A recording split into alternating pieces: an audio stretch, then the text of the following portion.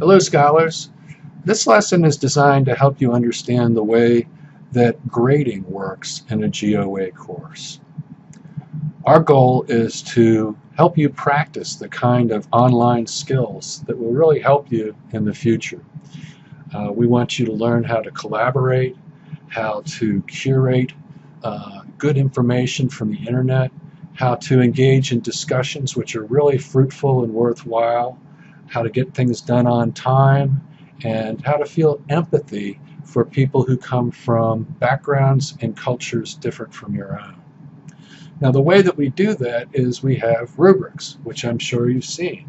The way that I've graded our past discussions is by going in and looking at what you have to say and then applying these GOA skills and philosophy skills that we hope you'll develop by the end of the course. Basically, this is all coming from Aristotle's virtue theory. Aristotle believed that virtue was not easy to acquire.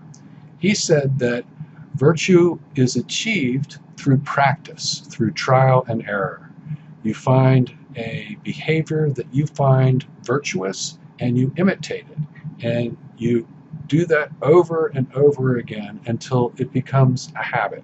It becomes a part of your character.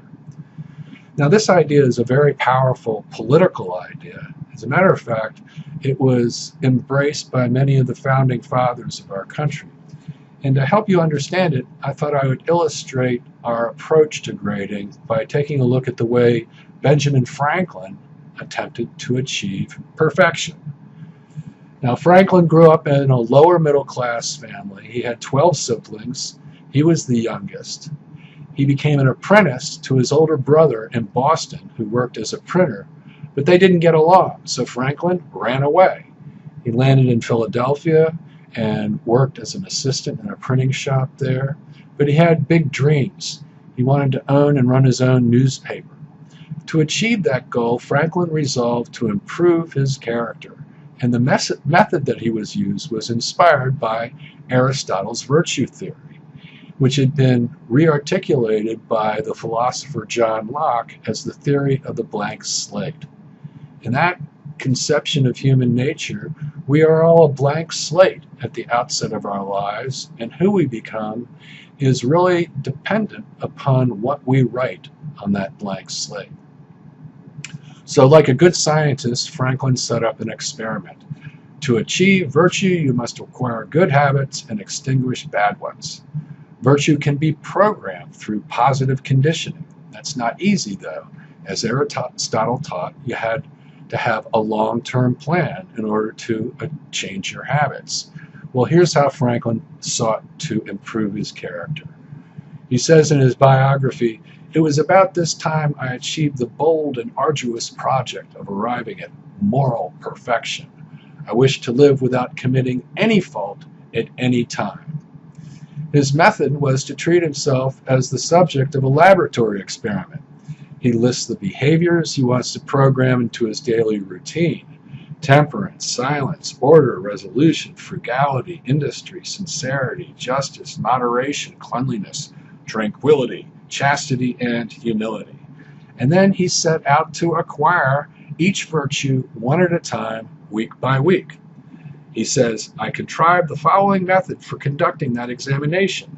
I made a little book in which I allotted a page for each of the virtues. I ruled each page with red ink so as to have 7 columns, one for each day of the week, marking each column with a letter for the day.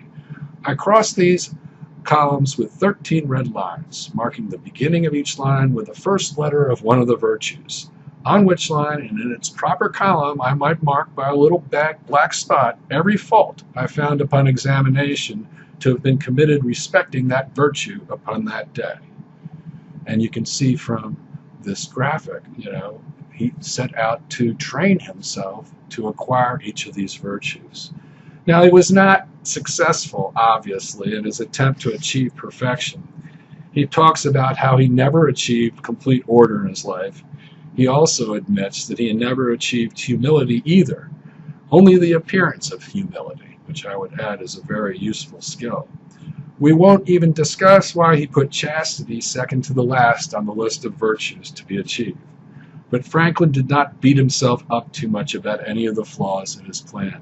He said, "On the whole, though I never arrived at the perfection I had been so ambitious of obtaining, but fell far short of it, yet I was by the endeavor a better and happier man than I otherwise would have been if I had not attempted it." So on the following page, you guys are going to take a good look at the outcomes that we hope you'll come away with from this course and discuss methods that you can go about achieving them together.